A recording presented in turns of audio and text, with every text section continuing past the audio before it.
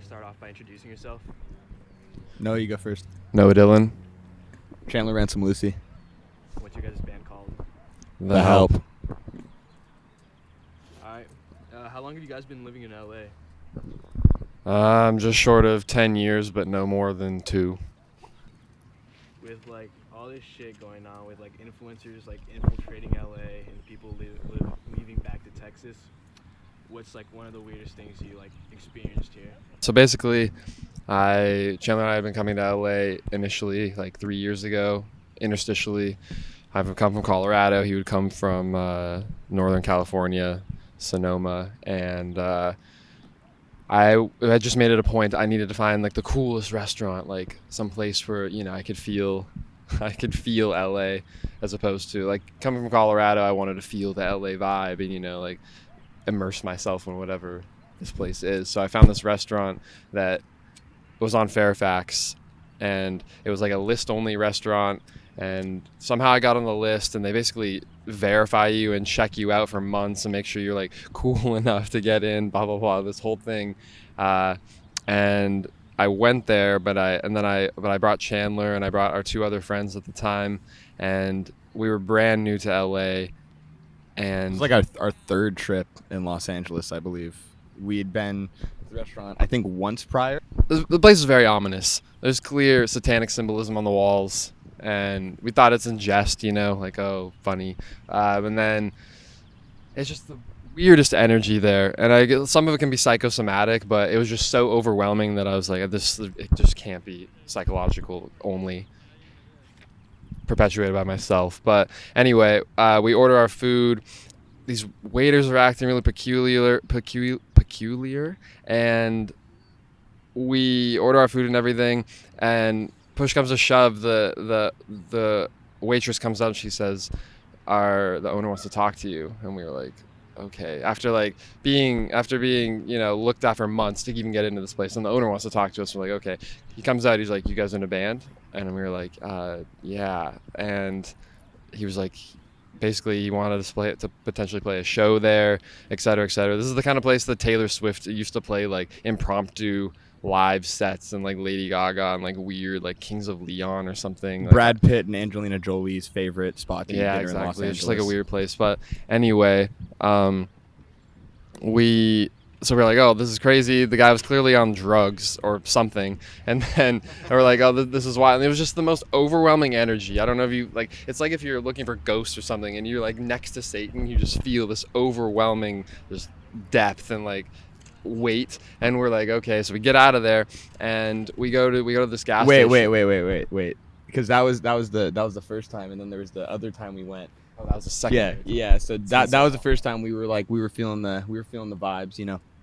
We went there again, and I would say that I bet you probably even the most devoted HELP fans don't know this. We had an insane concept album that we scrapped called we named it Judy. We had the album cover shot and everything, and then things happened, and we decided we were going to name that week that we were going to name it Judy.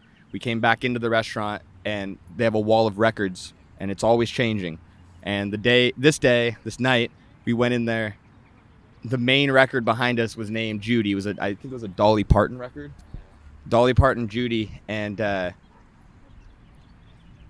then ordered a cheeseburger. We all got our food.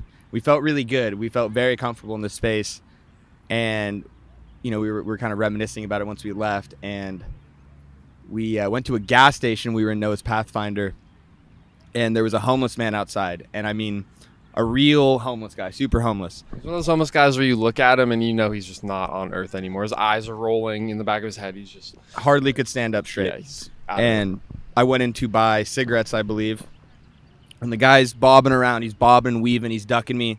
He's not looking at me. I come out. Right as I walk out, it was like a fucking scene in The Conjuring. Snaps right to me, looks me right in the eyes, and goes, "How is your cheeseburger?" And I almost cried. And then I got in the car, and then you got to explain your experience after that.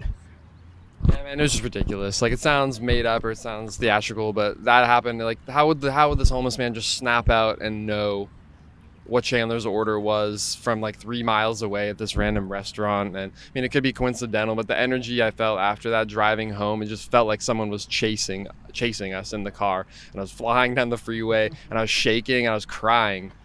It was insane. I've never felt anything like that. And I really just attributed it to us being volatile at that stage. I was very naive at that point, and I think that we were just spiritually manipulatable to the forces of LA. Or it could be completely made up and we just think that we're really important people and like God has chosen us and we're in the spiritual warfare. But I mean, even if I'm wrong, it was a good story and it's definitely an experience that marked me for sure. Fresh meat is what we were. And this is when you guys are first starting to come to LA? Yeah, like 3 years ago, probably. Yeah. 3.5 years ago. Oh shit. Damn. So you guys come from like both like very like kind of small towns. Chandler from Sonoma, and then you said Glen Ellen specifically, Glen Ellen. right Yeah. outside of Sonoma. I'm from Durango, Colorado. It's like Four Corners, very small town. So what made you guys come to like LA? Like were you guys well obviously that story you just told like sounds overwhelming. If you're just starting to come to LA, it's fucking crazy.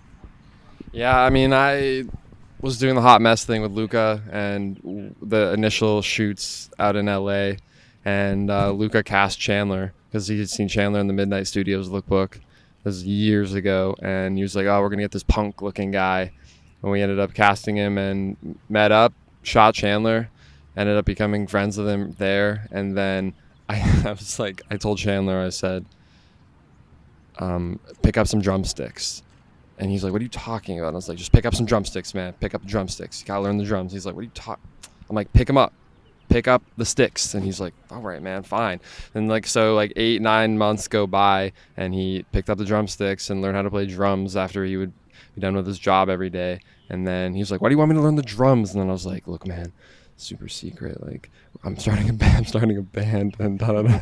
As I was just so ashamed. I was so ashamed of starting a band, because that's just the dumbest thing. Like, I'm in a band, that's just the worst thing. Like, look at these guys in their leather jackets, like thinking they're cool, like thinking they know things, using multi-syllable words. Like, it's so stupid. And I was just very afraid of the context of me saying I'm in a band, especially because I'm doing photography and we're doing this and that, and it's such a multifaceted thing. And not everybody can be Vincent Gallo. Not everybody can be Warhol. Like the multi-talented artists. So it's just, I just take this very seriously, and that's why I hate. Like I was talking off camera about Cinnamon, how much I hate that song, how much we hate that song, because it's just like a spit in the face of any music that's come before.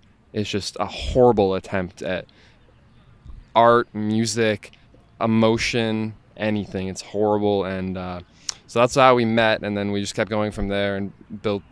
And I had done a project before Chandler came on with our ex-producer, and we made it in my college classroom after hours from like 8 to midnight every night. Those were really good times, to be honest. We had kind of had a falling out or whatever with the producer, but he's a cool guy. And that was the Twin Center project, the initial thing. That was just me and Eddie is his name, and yeah, it was fun. And then Chandler came on shortly after and was like a part of everything else. But Yeah, I spent. shouts out Luca Sabat for introducing Chandler Shout out Lucy and Luca. Noah Dillon.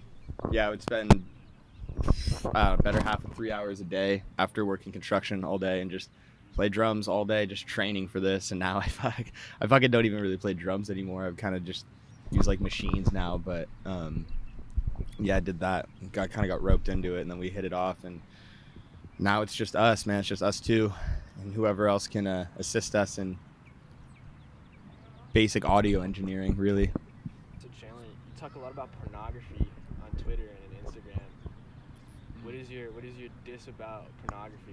What's bad about it? You have like this ongoing like dialogue about it constantly on Twitter and Instagram. Well, I lost my virginity when I was in 3rd grade with 2 neighbor girls.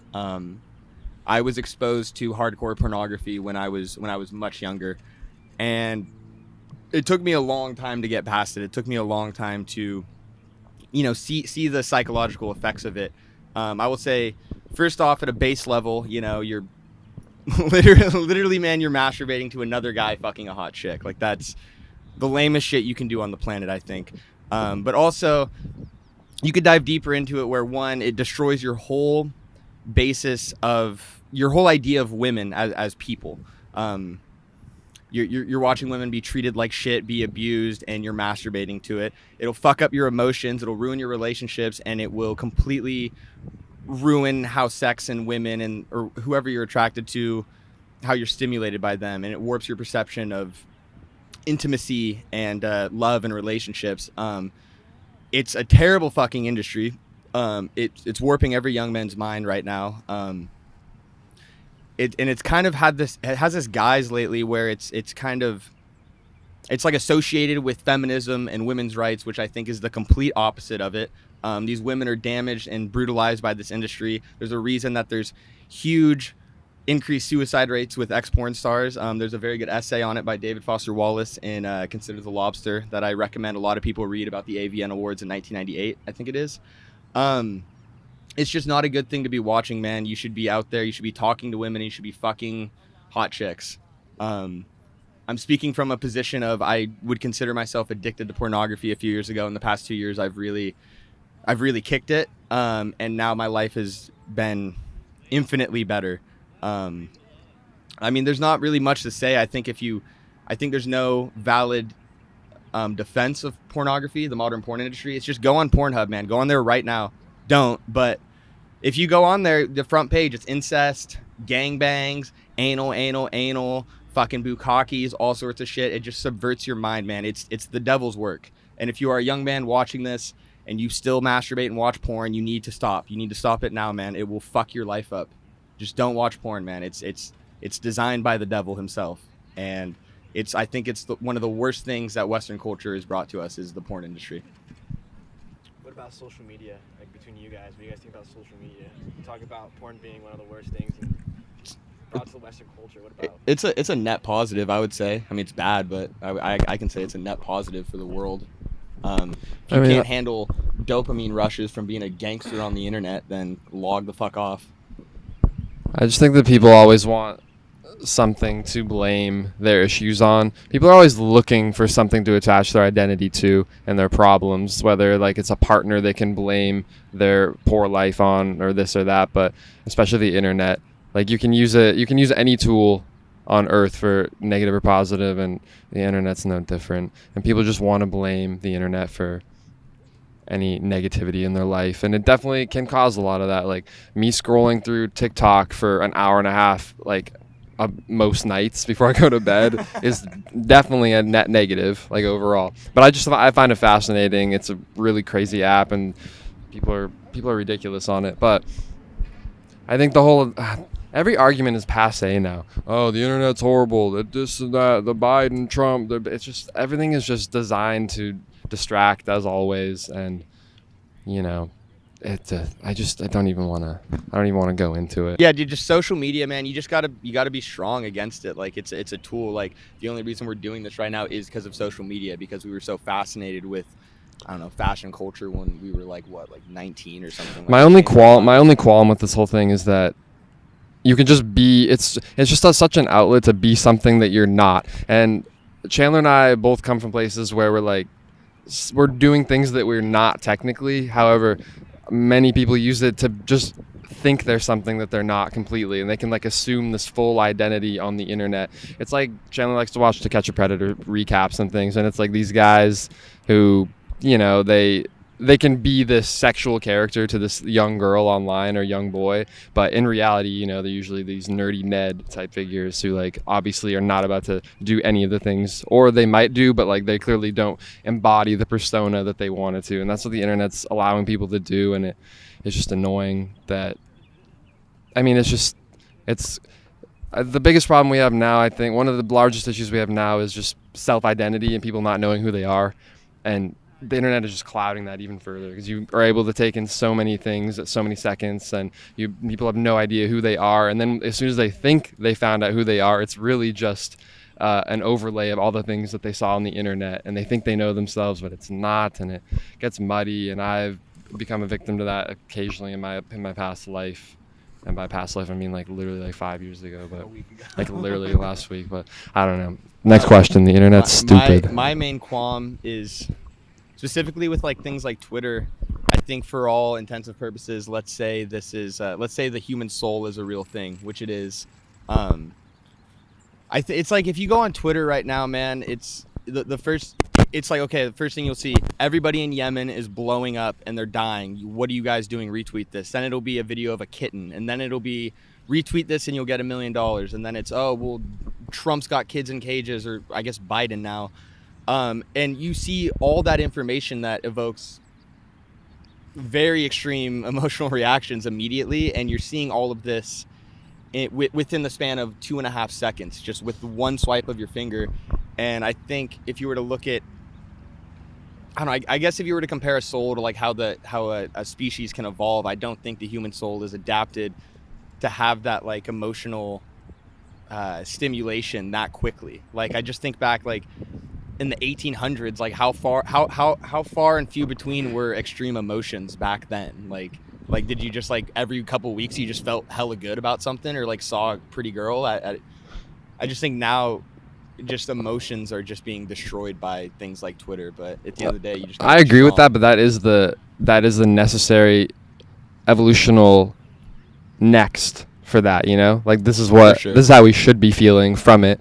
And like at the end of the day, if we were able to emotionally resonate with kids dying in Nigeria and Syria being bombed and like Parkinson's disease in upstate New York, like I wouldn't be able to get up in the morning, you know what I mean? For So sure. I mean, I feel like it's a net positive if we have to bear the burden of this worldwide network, which we do. So that is a good point though. The stimulation is insane. It's like I don't do drugs, but I would imagine to be like taking like a hit of Molly every hour for like 5 days, you know, like some point your brain is just going to blow up. So it's sort of like the internet every morning. Oh, all this stuff is happening. So anyway. Yeah, I just think that my core belief just comes down to, I think human history and human life just moves on a linear path. I don't think there's any deviation from what we're doing. If it's happening, it's supposed to happen and it has to happen. And yeah, exactly. If how it's it goes. happening, it's supposed to happen and it is going to happen. So here we are.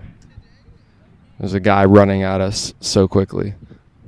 I'm just kidding. I'm just saying that for the camera. I want the people to be like, oh, someone's about gonna to hurt hit us. them. He's about to Yeah. tackle us.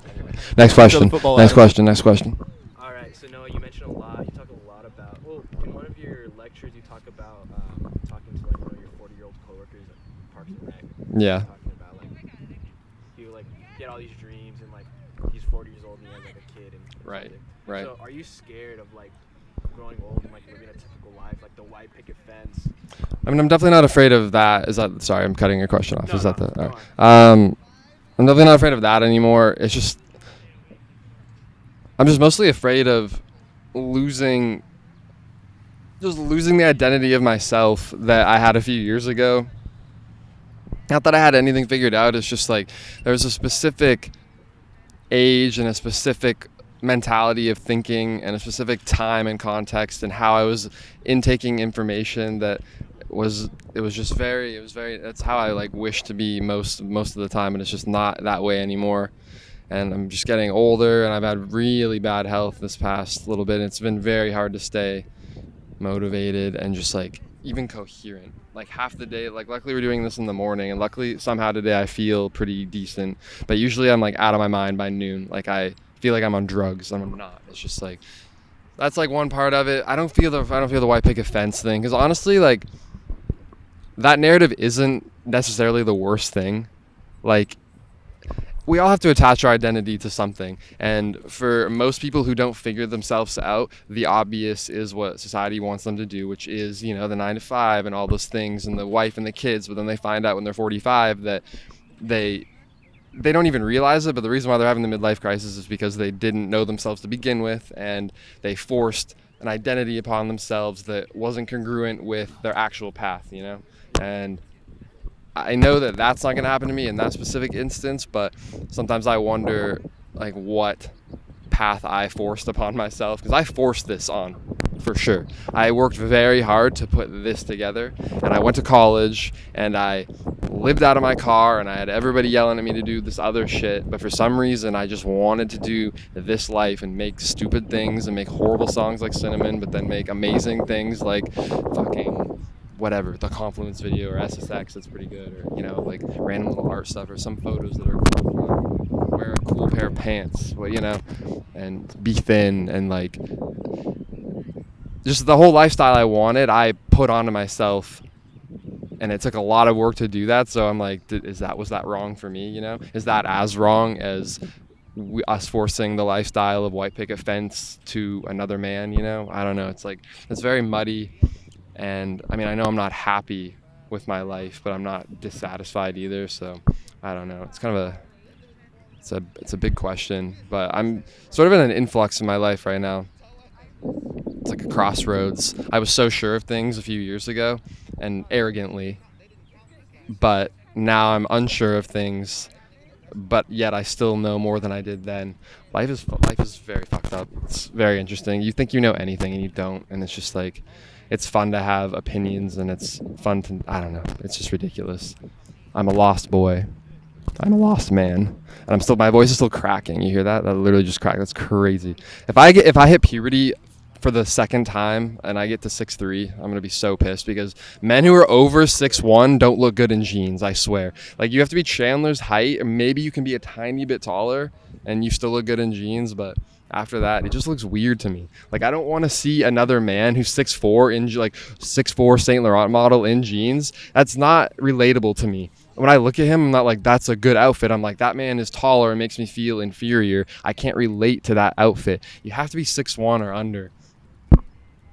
But I mean, maybe that's just my qualm with tall people, because I'm not that tall. I co-sign that. Everything, outfits are just about like looking and being like, I want to look like that. How do I want to look like a 6'4" guy with the jeans? Like, my mind can't bend around that. I need him to be 6 foot so I can be like, oh, he's within reach. Like, if I hit my third puberty, I could be that, like, I don't know. Anyway. Or maybe if I had better posture. Shout out Tyrone Dillon. Who's Tyrone Dillon? Rick Owens. Okay. No, it's his muse boyfriend. Most beautiful Extraordinaire. man. Only dude that I'll co-sign that's like 6'4", besides my best friend. Australian omnipotence.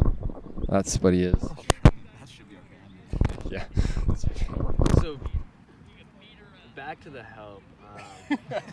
Yeah, we went off on a tangent there, but it's great. Feel free to edit out things this too. is amazing, dude. This is like, we try to stray away from this shit. Like, what's your most influential music, or what makes this thing?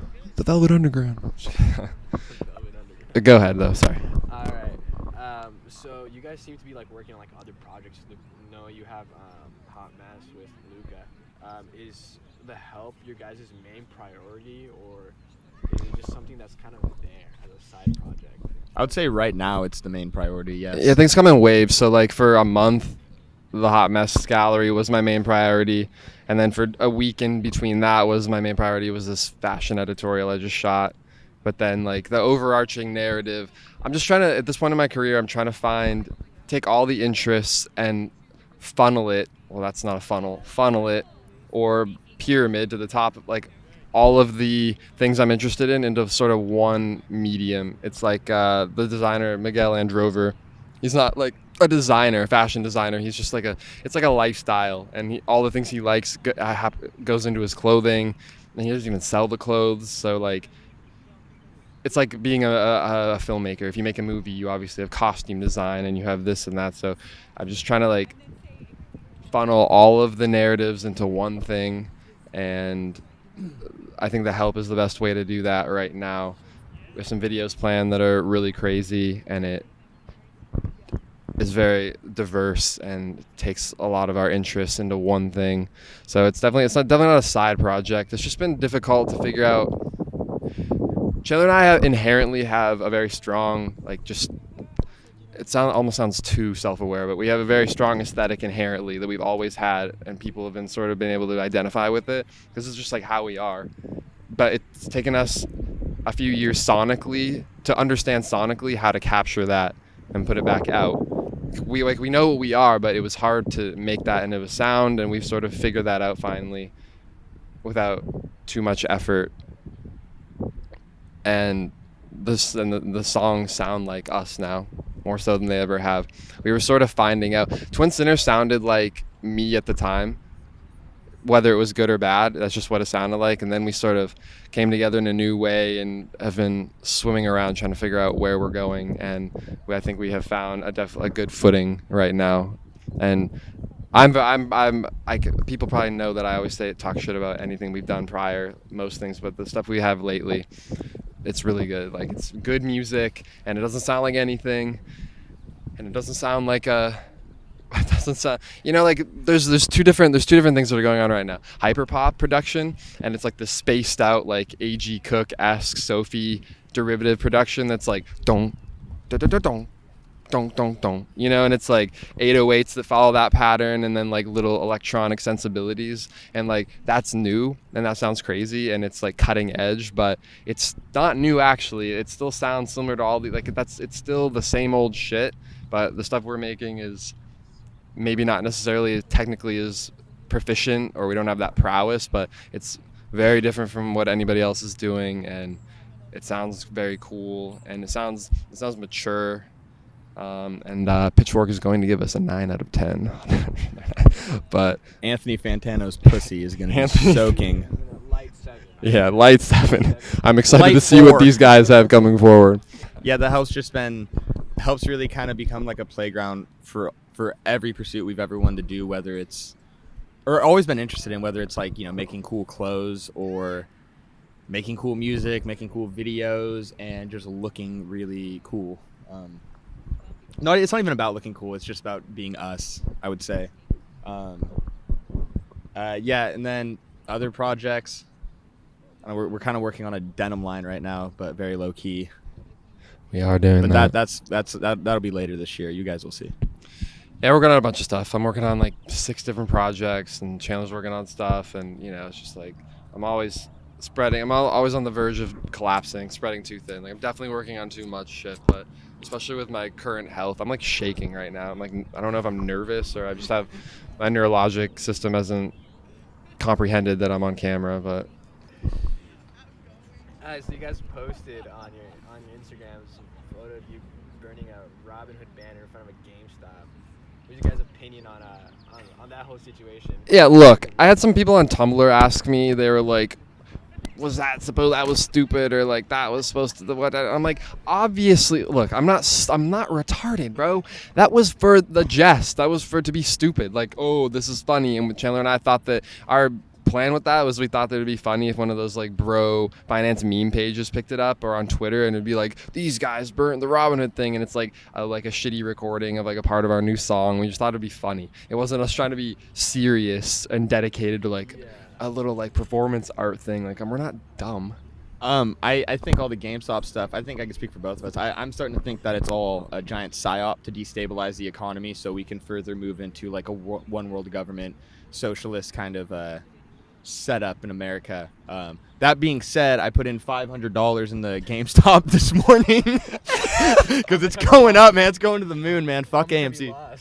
I never did GameStop initially because I kind of missed a boat too soon, but some homie fucking convinced me to put like a $700 option on like Corsair gaming headsets because they were super undervalued, and then their fourth quarter earnings report from last year came out, and it was supposed to be a hit because they're pretty much the second largest like video game technology company next to like Logitech, and they have like a cornerstone on the market of streaming equipment. And yeah, I lost like $780, but whatever, dude. Like, if you're scared to like lose money, man, you're not gonna make any fucking money, dude. Money comes and goes, dude. Just spend it all, dude. Don't be like your boomer grandparents who just fucking hoarded wealth and like never took any trips to Tulum. Give to Caesar what is Caesar's, and give to God what is God's. Next. Amen.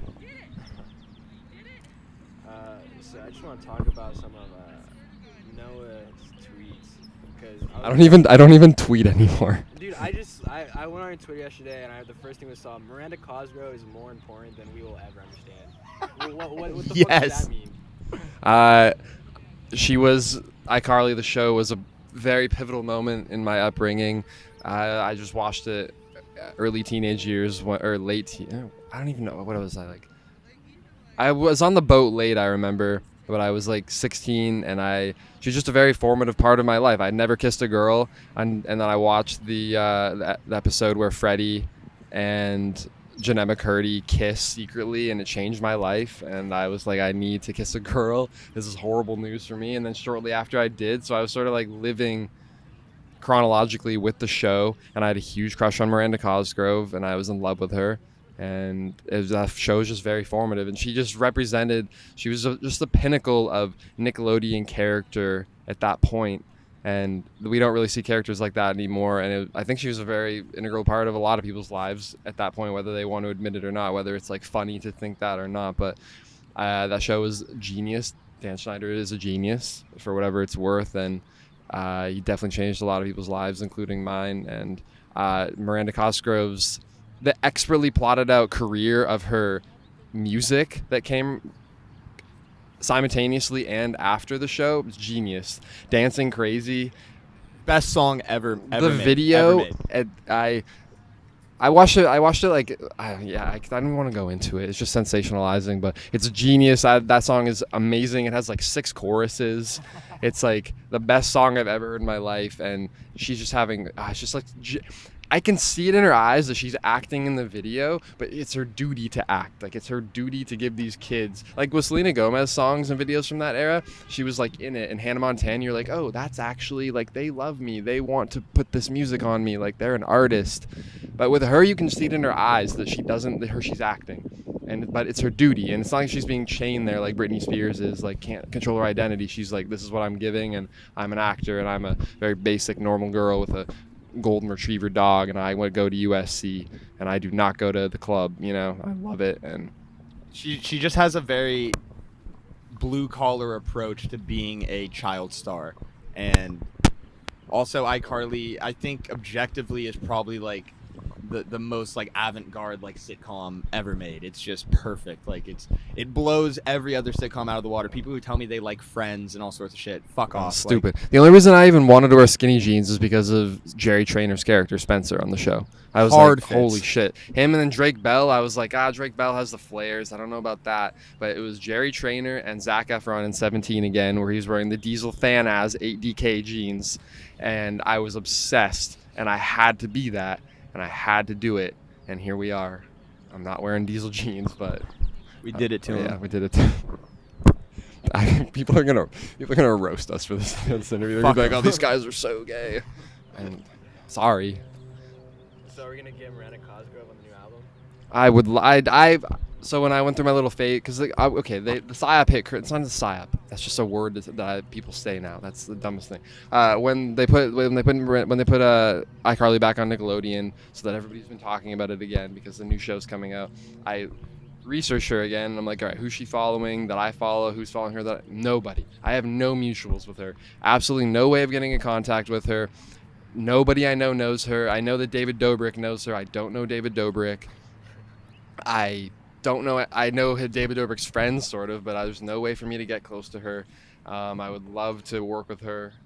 I would love to have I've already had dreams, and I've foreseen the conversation that I've had with her, and it's very lackluster and teaches me and her nothing about life. But I think it needs to happen.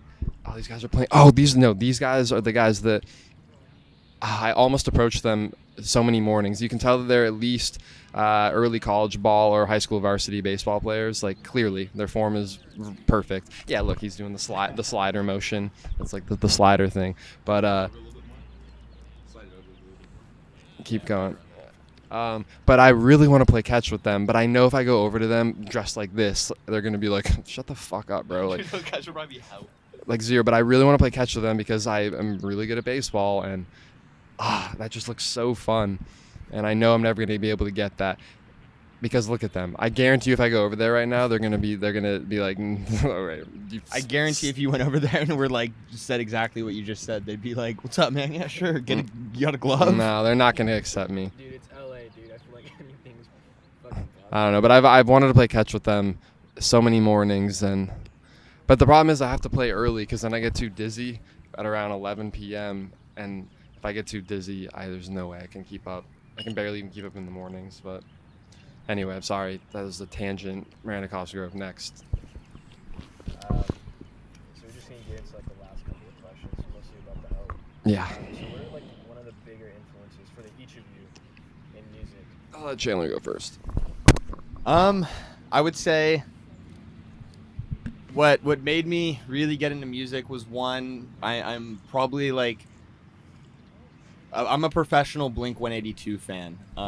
That changed my life when I was younger. I had all the albums. I thought Travis Barker, he blew my mind with drums, and he's the whole reason I got Rock Band / Guitar Hero drum set. That's how I learned drums initially before buying a drum set after Noah told me to, was Rock Band. It taught me how to play drums. I don't give a fuck when anyone says that's crazy. That I love them. I was always into like punk rock when I was younger. My dad was a punk rocker, skater, surfer. I think the Minutemen are one of the best bands of all time.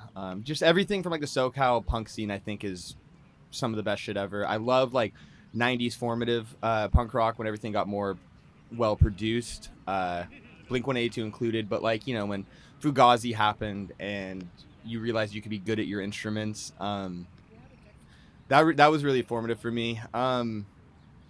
I love Oasis. I think they are probably the best band of all time. I mean, you know, of course, like Crystal Castles and all that good electronic stuff, Aphex Twin. I would say probably the most pivotal moment for music, though, was when YouTube rap boomed. I could speak for me and Noah, or Noah and I, for this one. When we were in high school and ASAP Mob happened, Riff Raff, Action Bronson, Kendrick Lamar, Schoolboy Q, just the whole boom of real rap artistry, Lil B included. That really changed my life. That was the first time I ever felt like a part of something. I would say that was the coolest thing that ever happened, and now it's all gone downhill. But I would say, yeah, YouTube rap in the early 2010s. And Blink 182, man, that's like, those are like the two bugaboos for me that really interested me in music, made me realize that. And specifically coming off of Blink 182 was Tom DeLonge and Angels and Airwaves. I truly believe Tom DeLonge is the most undervalued, underrated rock artist like of all time. His sonic production on albums like Love Part 1 and I Empire, shout out, what's his name? Critter, his old audio engineer. Dude had a crazy vision. I think his music rivals U2. I think it's better than U2. And for anybody that's going to see this and go, oh, I don't like U2, I think they're gay or something. U2 is one of the greatest bands of all time. And I think Joshua Tree, Brian Eno. Joshua Tree, Brian Eno. Incredible album. Yeah, I think Angels and Airwaves, that was like a real moment. I didn't think you could make music like that. That was like a whole different genre of music for me. That when I was about 18, 17, like hearing that for the first time and seeing that Tom DeLonge truly was an artist and really was the heart and soul behind Blink 182's creativity. That was like probably the most formative moment in my life was Angels and Airwaves. I still think they're a great band. And also Blink 182 without Tom DeLonge, with Matt Skiba and what's his name? He's in Goldfinger, their new producer. I think that music it spits in the face of Blink 182, and I think Travis Barker's lost it. He is nowhere near as good as he was in 2003, 2004 on the last Blink 182 tour. I think that he was the best drummer of all time when he was on that tour. R.I.P. That's mostly what I got to say about that. What was the question? Musical influences.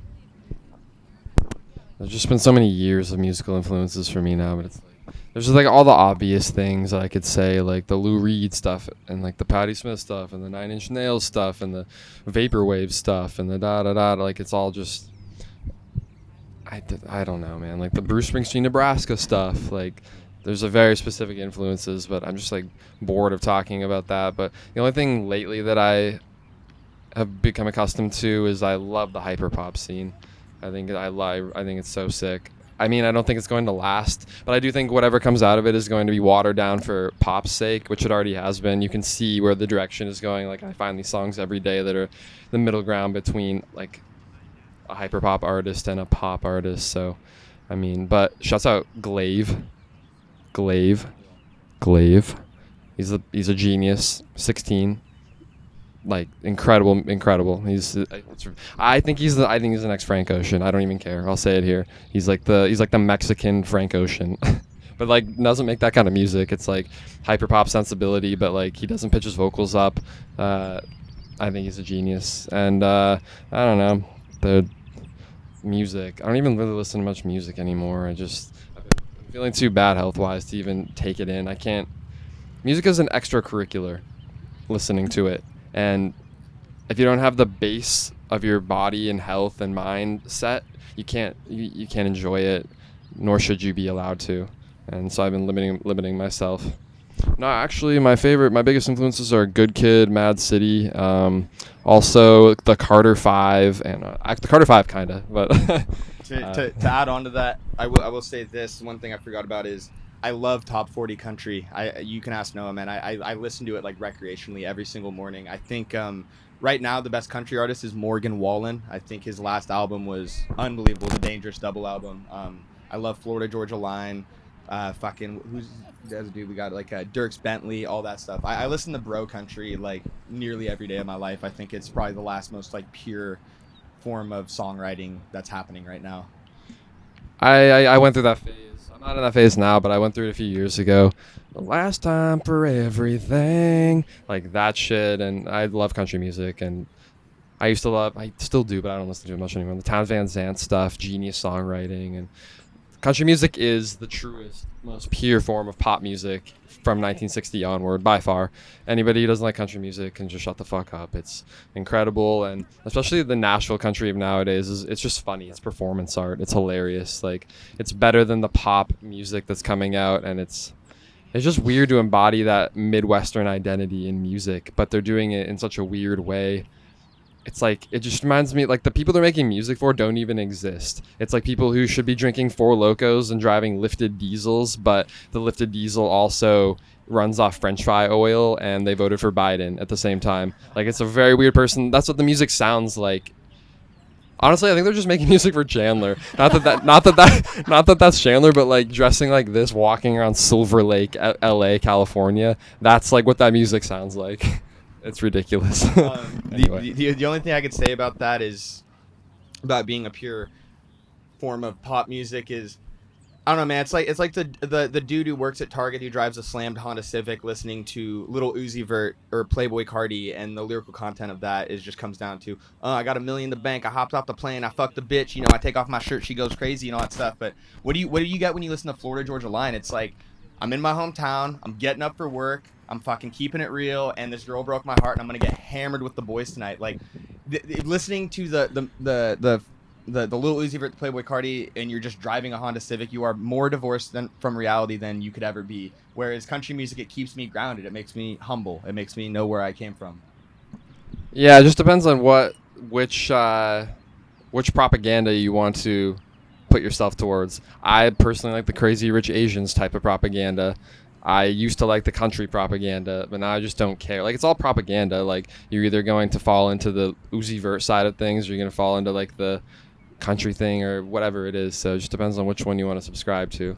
But hopefully, I was going to say something really corny. I was going to be like, hopefully you subscribe to the HELP propaganda. Just ridiculous. My voice sounds kind of weird. This isn't what I normally sound like. And also, I apologize for my hair. I washed it 2 days ago, and I never shampoo it, so now it's all stringy, and it looks horrible. And I apologize to anybody out there who thought I had good hair. It's not looking like that today. And I didn't put sunscreen on either, so I think that I'm getting burnt a little bit, and I'm definitely going to get some premature wrinkles from that, and I'm not looking forward to that at all. Was there one more question? I feel like there's one more question. Yes, let's go. Hit us. It's basically just, Eric Payne. what do you guys have up next? Eric Payne, great shoe designer. Eric Payne, he's the best shoe designer on the planet. There's no one doing it better than him right now. He's a great guy. We really like him a lot. I don't know him at all. I've had literally shared 3 words with him, but he's been giving us shoes, and we really like him a lot. And the sensibility with the platform, iterations on all the classic silhouettes is very intriguing, and it's fun to wear, and it makes me look 6 foot. So that's a great thing. Jack, you're looking fucking yoked right now, dude. Good, man. Thanks, bro. Yeah, looks like you've been doing those upright rows. Nah, I just have the same fucking. You got the Iron Gym we got. Oh, damn. Yeah, I haven't not really been working out much. Chandler's been doing that. Chandler and I always switch places. It's funny. Like Chandler's on his big workout wave right now and like country wave, but like a few years ago, that's what I was doing. We always just trade back. Like I was in the Aphex Twin at that time, and like now we just trade back and forth. Like I used to drag myself shirtless at 7 a.m. up driveways with just my arms, and Chandler'd be sleeping, but now I'm Eating sleeping. breakfast. Yeah, now Chandler's like doing it while I'm like laying down. It's a weird time to be alive in the household of us. Last question. I'm sorry. We just I'm gonna make up a word. Tangentize things all the time. So you can stop us anytime, even though the interview's almost over, so there's not much time to stop us. Last question. What do you guys got coming out? Legendary things. I honestly think about it sometimes. Sometimes I'm like, I hate it. Like, whatever. We're doing okay things, but no one's doing what we're doing right now. The music that we've been making is very potent in its aesthetic and what its intent is. A lot of the songs are very dense, but they feel sparse. There's a lot of thought put into them. They're not made in a day. They're made over months and years, and they have this. It has a subtle haze over all of it. That's like, it's like, you know, when you go up to grandma's attic and you see a book and you dust it off. I feel like that's something that only happens in the movies. But imagine you're doing that and you dust it off. We have dust on the records, even though they're new. They have dust on them. It's like dust of experience, and you like open it and there's just knowledge, and that's what it feels like. And we kind of got a good mix and master on them because we finally worked with like a guy who knows what he's doing. And Treyer Tryon. Shouts out 100 Waters, his ex band. Shouts out his Echo Park abode. That I'm never saying abode is the worst word. His house, we like his house a lot. He's a great guy, and he's been working with us. And the music is good, and it's going to even get better. We have other things in the pipeline after that, and the videos are going to be very good, and we can get this producer on it, and we'll show you some if you want to hear some songs after this. We'll show you some. And if anybody who has the Reckless SoundCloud link that Chandler that's been floating around the internet that we've sent to random people that we've since canceled, but if anybody has the songs, please don't release it yet. Like, it's fine if you have a Drake leak, like, we get it, it's Drake, but please don't leak our shit yet. Like, come on. Like, you can DM either Chandler or I if you have it. You can hold it ransom, pun intended. We will pay you to not leak it. We'll give you Chandler's AMC. We will give you Chandler's GME, and just don't leak the shit yet. Like, I really don't want it leaked yet. And our fan base is so small, I feel like that if it leaks, then everybody will hear it. And then when we drop, it won't stream well. And then our label will drop us, and I won't be able to pay rent. And then, like, yeah, just releasing new music. A few other surprises in the next, like, I don't know, I'd say like 2 months if we can get some shit in order. Just the usual, but it's a much more well packaged, well thought out thing that we have complete full creative control over for the first time in a few years. Plus, we're thinner and hotter than the last year or so, 2 years probably. Although I was. That's gonna be the title of the interview. Thinner and hotter. Interview with the HELLP. I'm tan as shit, that's homie. honestly a good one. That's our band. Thinner and hotter. You know, I think we look a little better, and I think our music sounds a little better, and we're a little older.